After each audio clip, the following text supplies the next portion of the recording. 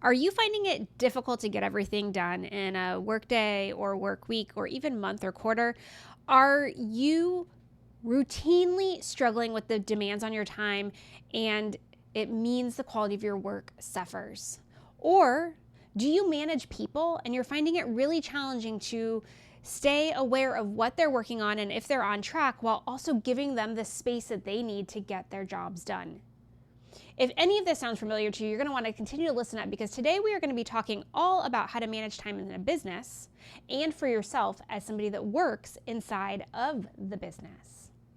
My name is Melissa Franks, and I'm your on-call COO. And here at the Opt-in Podcast, this is where we talk about going from surviving to thriving inside of business. And today, it's all about how you manage your time and increase your productivity. The reason that this topic is happening now is because it's the middle of summer, and there have been more time studies done by reputable business schools than one can even count. And what they all say empirically is that there are slow seasons in business, summer being one, the holiday period being another. And the challenge of a slow season is that time management can get really relaxed. There's less meetings on the calendar, there's less people that are working, and it becomes more difficult to get things done. When things pick back up in September, because that's when they always do, what everybody comes up against is not having enough time to meet the demands that are coming from other people for product delivery, so actually delivering on what their job is, and spending time with them to coach, mentor, train, provide status, etc. So this is the perfect time right now for us to all take a pulse check, learn some new skills, and deep dive on this. Coincidentally, and this is really why we're talking about it today, although the season helps the entire situation, is because I was listening to The Game podcast, which Alex Hormozi hosts, and he had an entire episode dedicated to understanding the difference between the maker and the manager inside of your business. And I am always out there looking for the latest thinking around how to manage time, how to encourage and coach my clients, how to help those that I mentor, how to frankly manage my own time, because as a small business owner with multiple clients, things can get a little bit dicey when you layer in the 3 kids' sports schedules and the fact they're on summer break or their school schedules and they come back, and making sure that I have enough time to get done what I need to get done and also live the life that I want can be really, really tricky. So I listened to Alex's podcast. I was excited to hear what he had to say. And then moments into the podcast, I was bummed out. And here is why. I'm going to explain to you why. And this is my advice to you if you continue to listen to this episode or any other podcast that I record for you. If you're out there in the world listening to other podcasts, watching YouTube videos, doing all those things. And if you're watching this on YouTube, this is my advice to you as well. Understand where the person educating has come from.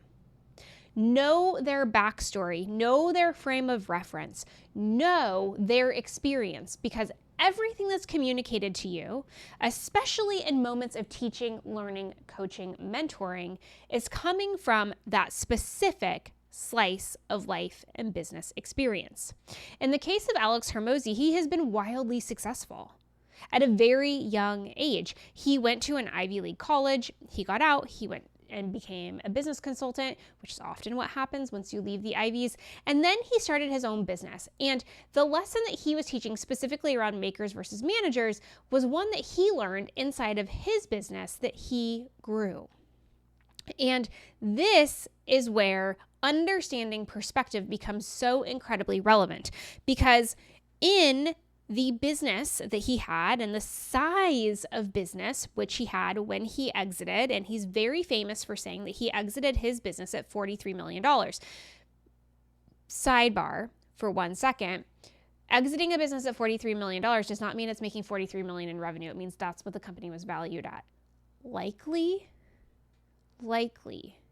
his company was actually yielding somewhere between $7 and $10 million from a gross profit perspective. So just to keep ourselves there. So he was running a business, an 8-figure business, and he left. And so all of his perspective that he has is from the brief period of time that he was a management consultant, where he was billing for his time.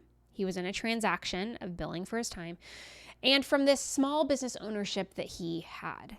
And when I was able to reframe that with what he was communicating, I could understand what he was saying. And basically, his premise was the following.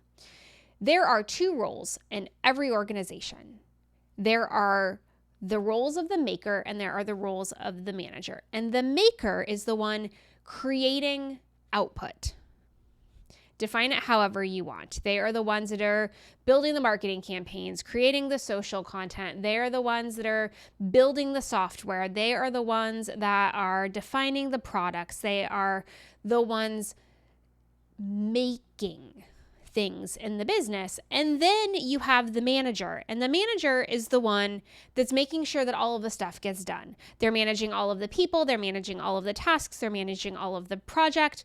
They're making sure things get done. And the premise states that the maker needs quiet, dedicated, prolonged periods of time to yield result. And the manager needs to be interacting with people at every moment of the day for them to deliver their results. And so there is this absolute conflict between makers and managers in a business setting. And if the manager is successful, it likely means it's at the expense of the maker, and vice versa. And there is this push and pull in business to allow the maker to have enough time to do their work with quality, while also allowing the manager to do what they need to do, have meetings, in order to deliver their work with quality. So do we end up at an impasse? Does the business go bust? No, of course not. Have people been trying to figure this out for years, and have they found ways around it? Also true. And here is where the premise is flawed. Because every single person, including the business owner, including the CEO, including the board members, if you have a board, is a maker and a manager. Every single person. After 25 years of working inside of multiple corporate settings, and now after 2 years of working specifically in small businesses that were under $10 million, what I can tell you is that the thing that is most constant across businesses of all sizes, whether you are a billion-dollar business or you are a pre-revenue startup, and yes, I've worked in both extremes, is that every single employee in every single business must have time to be a maker, and they must have time to be a manager. And here is why I say that. And I'm going to use this as an example because it's the easiest one to understand. In almost every business, there is a role called a project manager. And what that person's responsibility is to ensure that a project is done to completion. That's their responsibility. That is their output. Now, as a part of that project, there are people that will design things. There are people that will build things. There are people that will test things. There are people that will communicate things, right? Those are all deliverables within the project. And so following Alex's premise, the ones that are creating the things are the ones that need quiet time. And the one managing the thing, the project manager, just needs to meet with all the people all of the time to make sure their work is getting done and they know what's happening. And I call BS. Now, is it true that the one that is building or designing needs more dedicated working time than the one project managing? For sure. Absolutely. 100%. But here's the thing. The one that is designing has to talk and interact with the one that is building. Because if they fail to communicate, if they fail to meet, if the designer fails to manage the builder and vice versa, then designs will be made that cannot be built. Or designs will be made and they weren't built the way they were intended. And we can keep going through, because the same is true for testing. You can design something that can't be tested. Or you can build tests that don't actually ensure the design was met. This is true in every industry and every business type, regardless of size, that those that design and build and test, and we could keep going, that create, must interact and meet and manage other functions of the business to ensure that their piece, whatever they have done, is delivered to the world as intended. And the project manager in this scenario, which is what we are talking about, the project manager's responsibility is to understand all of these dynamics and build a plan that will communicate how they work together, how they interact together, how things are handed off back and forth to achieve the result at the end. And here's the kicker. As I describe this, you may be thinking, well, the project manager can only do their job if they constantly know what's happening with other people. Yes, and the project manager needs dedicated working time because they have to build the plan. They have to build the plan. Just like if you were designing a car, when you went to build the car, you need the factory. The project manager is building the factory. And so while they don't have anything to do with the actual car design or the materials, putting the materials together that's actually necessary to build the car, they do need to ensure that the environment for which the car is being designed and built and tested and eventually produced is one where all of that can happen successfully.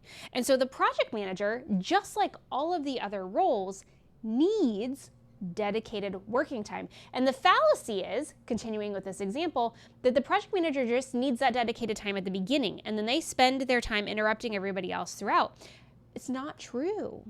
Every single time that the project manager gets new information or updated information, they need dedicated working time to evaluate the plan, to determine if things need to change, to bring in new resources or add something else or adjust how they're building the factory. Every single role, every single function requires time alone to think before they produce.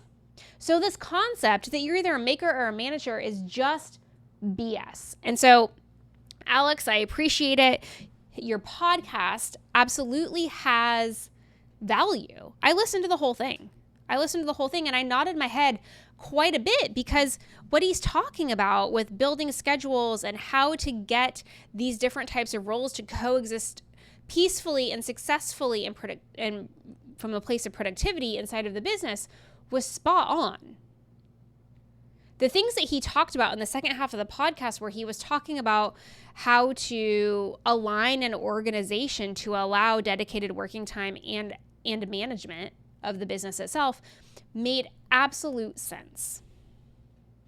The premise and the delineation of roles is where he lost me. And unfortunately, that's how we started the podcast. So it was really difficult for me to stay. And so what I decided to do was I wanted to talk a little bit about how we have approached time in all of the corporate organizations that I have run and led, and how we are approaching time today in the small businesses that I work with, helping them get to their next big milestone, whatever that is. Because the way we do it is exactly the same. The method is exactly the same. Does that shock you? Because the thing is that, as I said, we all have a tapestry of activities that we do inside of our work, and some of them require interaction with others. Some of them require us to manage others, and then some of us require us to just stink and sit down and think. And so here we go. We are going to talk a little bit about my tips for how to make the most of the time that you have and how to be incredibly productive. All of this hangs very specifically on one requirement. You must have a master calendar. Just pick what it is. It can be anything. It can be a digital calendar. It can be a physical calendar. It can be a wall calendar. It can be a handheld calendar that you carry with you wherever you go. I do not care the medium. You need one. And that master calendar is going to have everything. Absolutely everything. I mean, everything. It is going to have your medical appointments. It is going to have sports events if your children have it. It's going to have birthdays. It's going to have vacations. It's going to have meetings. It's going to have milestones. It's going to have deliverables. It's going to have that marathon running schedule that you need to put onto your calendar. It's going to have your gym time. It is going to have everything. Everything.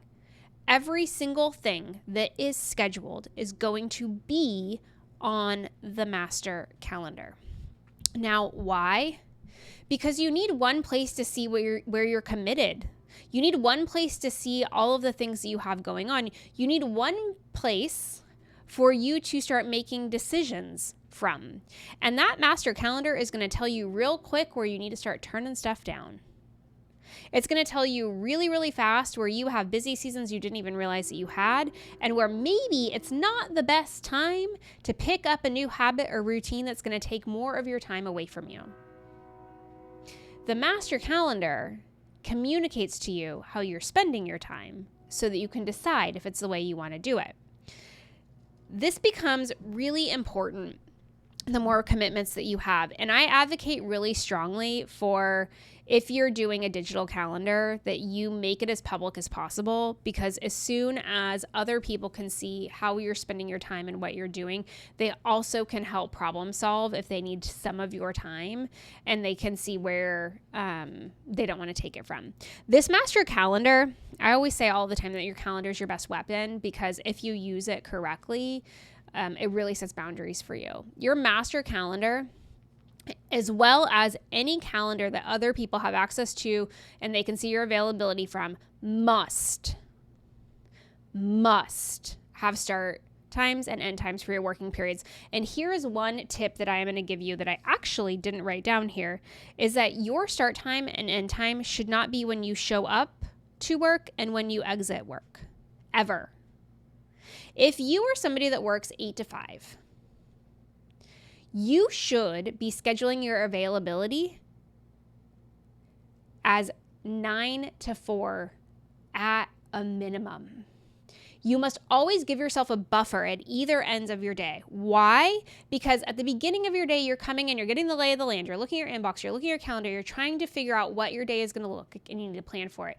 You need headspace to do that. If the beginning of your day is 8 a.m. and you've scheduled yourself in meetings, or you've scheduled yourself with dedicated working time, you're still going to eat that up with all of the admin of getting the lay of the land. So just don't do it.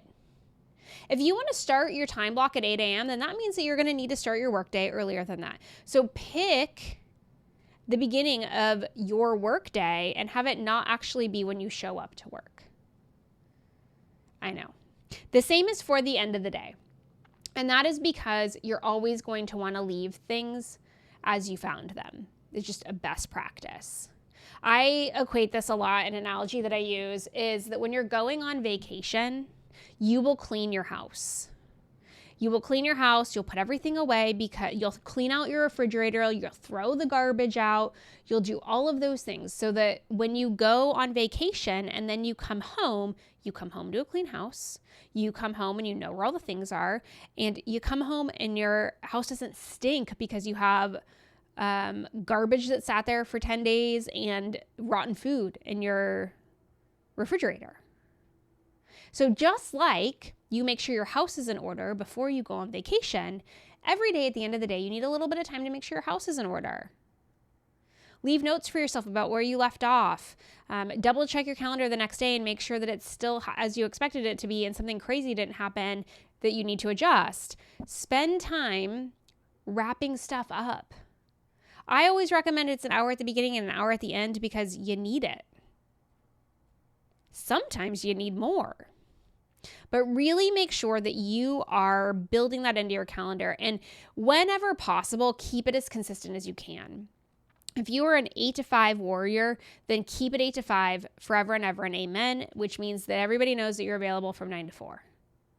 If you are somebody who works 7 to 4 a couple of days a week because of kids' schedules and then 8 to 5 the rest of the week, that's also cool too. Just make sure that your calendar represents that so that everybody knows when you're available and when you're not. This is all about teaching behaviors and setting boundaries. Okay? So use your calendar as your communication vehicle, as your biggest weapon. And what I will also say to you, this is another bonus tip that I didn't have listed here, is you need to look at every invitation that you get that's added to your calendar as exactly that, an invitation. You get to determine, and that is why the calendar invitations are built this way. You get to determine what your response is, what your RSVP is. So when it comes in, all you're doing is you're looking at it as a suggestion. I suggest that we meet on Wednesday at 10 o'clock to talk about the budget. And you're like, well, I appreciate that suggestion. And I can't meet Wednesday at 10 o'clock about the budget because I need to do some work ahead of time to be able to talk to you about the budget. So I suggest back to you that we meet on Thursday at 2 o'clock to talk about the budget because I need to do work ahead of time. Or let's say that you get a one-on-one request from one of your employees and they say, I suggest that we have my one-on-one at 3 o'clock on a Thursday. And you say, I appreciate that suggestion. And I'm actually going to move that to Wednesday because I have all of my meetings on Wednesday and this is a slot that's available to me.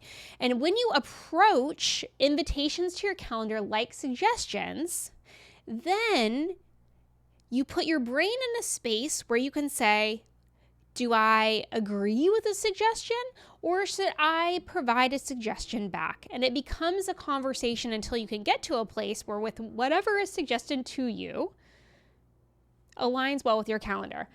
I really want everybody to get out of the mode of an invitation on your calendar as a demand and it's mandatory because it's just simply not true. It just simply is not. The worst thing that you can do for yourself is accept everything that comes in and then try to figure out how to fit in your work around it because you'll never win the game. You'll never, ever win the game. And I know some of you are thinking, well, I'm not in control of my schedule. If my boss wants to meet with me, my boss wants to meet with me. This is an opportunity for you to use your communication muscle.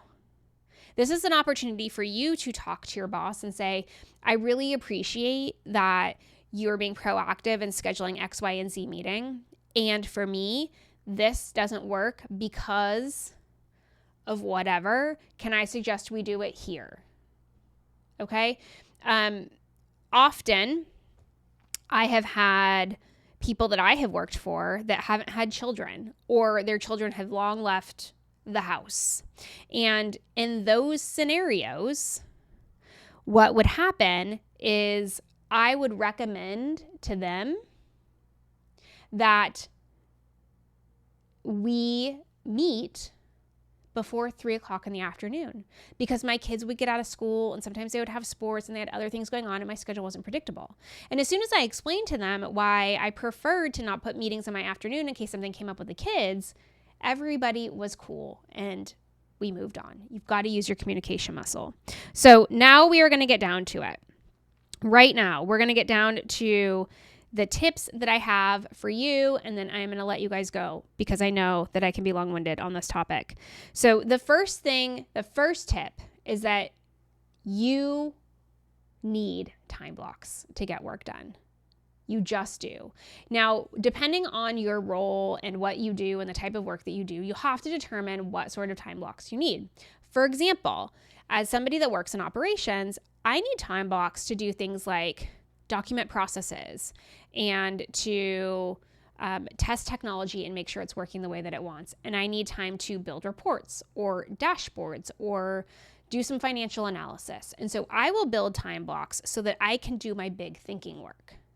Other people may need time blocks to do creative work where they're designing, or maybe you as the business owner need big time blocks so you can develop the strategy and then go forward. Everybody needs time blocks. The number of time blocks you need really is dependent upon your role. So if we go back to the prior example I gave, the project manager may only need one time block a week to update the project. That might be all that they need. Whereas the designer may need a time block every day to get their design work done. So the volume, the quantity of time blocks that one needs and how the time is used may be different across roles. But every single one of you, regardless of what you do, you need dedicated working time in your schedule to get things done. Number 2, we talked about this earlier. Schedule everything. Everything. We talked about start and end times. We talked about having a master calendar, but when I say schedule everything, schedule when you're going to lunch. If you have adopted a practice of getting up and doing an afternoon walk to get your legs moving, schedule the walk. Schedule when you're coming in and schedule when you're leaving. Schedule everything, including your dedicated working time. Wherever your time blocks are, where you're going to be heads down doing stuff and you cannot meet, put that on your calendar, because people are basic. They go into your calendar and they look to see when you're available and they schedule something. So if you have scheduled your lunch and if you have put in your time blocks and if you have put all of the other things that you have going on your calendar, they can't schedule you because you're not available. Help the world, do something for the greater good. Schedule everything. When you schedule everything, then your true availability is known. And if somebody needs to talk to you or meet with you or have a brainstorming session or whatever, and they can't find an open time, you know what they do? They ask you when you can be available, and then you get to choose. Maybe it's that you remove a dedicated working time block from your calendar that week. Maybe it's that you decide to have a working lunch. Maybe it's that you decide to come in early. Whatever it is, you get to choose. But you only get to choose because you had your calendar easily accessible and easily viewable. The next tip is you can say no. You can say no.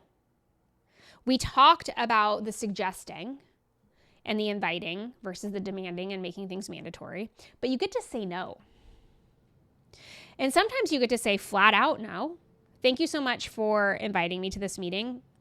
I don't have anything to add and I don't need to know what happens in this meeting, so I'm just not going to show up. Thank you. No, thank you.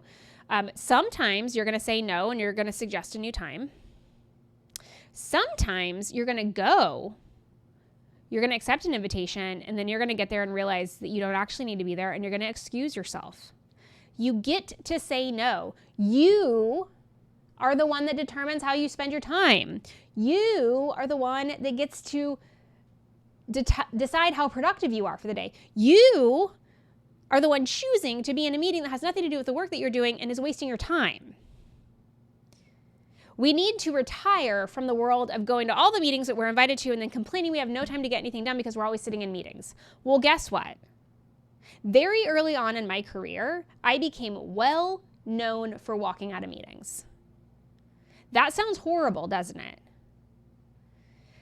It's not. And it was never seen as horrible. It was actually lauded as a move of strength. And the reason for that was because I would sit in a meeting and if there wasn't an agenda, I'd listen to things for a few minutes and then I would, at the appropriate interval, say, just to make sure that we are using our time wisely, can you, host of the meeting, let me know what you need from me on this topic? And then they would say something like, oh, I just wanted to make sure everybody was in the loop. And I said, well, thank you so much. And just send me an email after and let me know it was decided if there's anything you need me to do. And I would get up and I would walk out of the room. I did it thousands of times. Thousands. As a middle manager and as a director and as a global executive and as a C-suite executive. Thousands of times. Nobody got offended. Nobody. because I did so with tact and grace, and I verified that I wasn't needed in the meeting and that I was there as of courtesy. And as soon as somebody said that I was there for a courtesy, I was out. I bounced. I had other things to do. Those that are most productive know the value of their time and would never, ever say that they are too busy to get their work done because they're sitting in meetings all day. It just will not happen. So you get to say no. You have permission to leave. Just do it tactfully and with grace. The worst thing that you can do, just as a sidebar, is to sit there and multitask. When you know that you're doing something or you're in a meeting or in a conversation, it's nothing to do with you, you can't add any value, you're not going to get anything out of it, and then you pull up another screen or a phone or a whatever and you start doing something else. It's so stinking rude. It's the worst thing that you can do. The best thing that you can do for the people that you're with and for yourself is to just call a spade and politely excuse yourself. The next thing is that you gotta eliminate distractions. Shut down Slack, shut down Teams, shut down your email. If you have a dedicated work session time, use it. Do the work. Don't get distracted. Put your phone on Do Not Disturb. This is the hardest muscle to grow. When you make all of these changes, a lot of them are super simple and easy to do and they don't feel painful. This one, the eliminate distractions, it stings. It hurts. It burns. Why? Well, the simple answer is that it's because, I don't even know how to say this, you are responsible for your own destiny. It's because you are the one that has to grow the muscle. You're the one that has to tell yourself no. Eliminating distractions is the most difficult thing to do because it means that you're actually willing to step up to the challenge to doing something hard. Dedicated work sessions aren't used to do admin tasks generally. They're because you've got something that you've got to do in front of you that is painful. It's going to make your head hurt. It's going to make your brain hurt. It's going to require hard thinking. You're not going to have all the answers. You might actually scrape your knees a few times trying to get it done. And the distractions are so alluring because they mean that you can avoid the pain and the challenge and the suffering it's going to take to get to the other side of that work product. Eliminate the distractions. You may find when you do that, not only are you more productive, you may need less dedicated time because you can get more done when the distractions go away. And then the last thing that I'm going to hit on here, and then we will close, is communicate, communicate, communicate. If you are making changes to how you manage your time, or if you are making changes to how your organization or your business is managing time holistically, because this can be implemented across the board very easily, you have to consistently communicate. For example, one of the businesses that I work with, there is one day a week where all of the meetings happen. All of them. We schedule everything on Wednesdays. Wednesdays are packed. Wednesdays are exhausting. Wednesdays start for me at 5:30 in the morning. Wednesdays are busy. And the rest of the time, unless something comes up, which it does sometimes, but not often, we have 4 days during the week to get things done. Heads down, working. Do we communicate via Slack? Yeah. Do we communicate in meetings when we need them? Absolutely. Do we have other methods of communication to get things done and collaborate? Yes.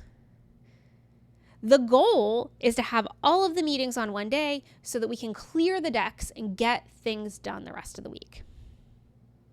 This is a business that is highly creative and needs that dedicated, focused working time to get stuff done.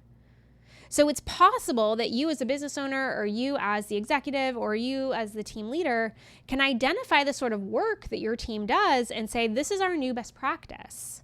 This is how we're going to be spending our time. It's incredibly possible. The key to that is communication and then holding everybody to the standard. It doesn't work to have a no meetings Friday for you, the manager, you, the business owner, you, the whatever, to then start scheduling meetings on Friday. Because everybody will follow your lead and you'll never have a no meetings Friday. It actually damages your reputation as a leader if you declare that there's not going to be meetings on Friday and then it never comes to fruition. So if you're going to make these changes, you have to be over communicative with it. And you have to hold each other accountable and you have to respect the boundaries that are set. And the only way that you can do that is through communication. Communication, observation, communication, observation, communication. You get the drift. It is incredibly possible with just a few small changes to increase your productivity now in your business, in your team, for yourself. It requires discipline, it requires awareness, and it requires you being realistic with yourself about what you can get done in a specific day based on all of the demands you have. I may not agree with Alex Hormozi a lot of the time, but he did say one thing right, and that is that we all need time to think, and that businesses grow through creation, and that dedicated working time is where the creation happens. I hope you all got something out of this podcast. It was a fun one. I have a lot of passion around this topic. I know it seems unglamorous and boring, but it can actually be quite exciting and sexy when you are helping businesses grow through this tactic. So I wish you all the best of luck implementing these ideas. Let me know which ones work best for you, what resonates. And until next time, please know that you are wise, you are strong, and you are capable, and I believe in you.